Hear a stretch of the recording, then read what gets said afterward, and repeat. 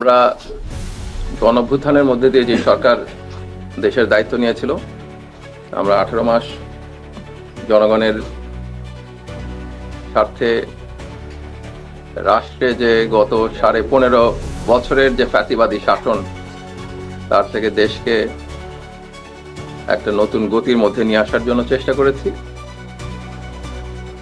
জনগণের কাছে দায়বদ্ধ থাকার চেষ্টা করেছি আমাদের কাজের জন্য, এবং সেই আকাঙ্ক্ষা বাস্তবায়নের জন্য চেষ্টা করেই আমাদের সাকসেসার্স নোট রেখে যাচ্ছি 3টা মন্ত্রণালয়তেই। ওনারা দেখবেন আমরা কি করেছি, আমরা কি উদ্দেশ্যে মন্ত্রণালয়গুলো চালানোর চেষ্টা করেছি এবং কি ধরনের কাজগুলো নিয়েছি, তারপরে ওনারা ওনাদের বিবেচনা অনুযায়ী সিদ্ধান্ত নেবেন।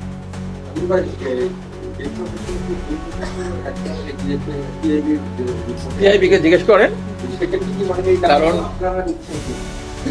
এটা আপনার টিআইবিকে জিজ্ঞেস করতে হবে যে ওনারা যে রিপোর্ট করেছেন, রিপোর্টের ভিত্তি জনগণের আলোচনা এবং টিআইবির রিপোর্ট এক জায়গায় যায় বলে মনে করি না। কারণ ফ্যাসিবাদ বিরোধী সংগ্রামের সময় যারা রাস্তায় ছিলেন তাদের সাথে কথা বলেন, হয়তো চিত্র আলাদা হবে। আর অনেক জায়গাতে সংস্কারের উদ্যোগ নেওয়া হয়েছে, কিছু কিছু জায়গায় সংস্কার কমপ্লিট হয় নাই, এবং সেগুলোও আশা করি কমপ্লিট হবে। Thank you. এখন পর্যন্ত আমরা 37টা বাড়ি রেডি করে রেখেছি। মিন্টু রোড, এই হেয়ার রোড, ধানমন্ডি এবং গুলশান মিলিয়ে এই পর্যন্ত এটা রেডি আছে।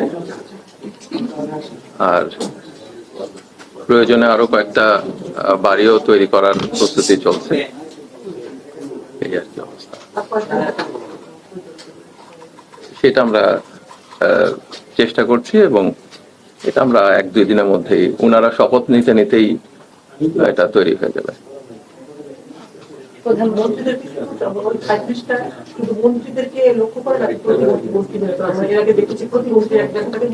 আপাতত 37টা।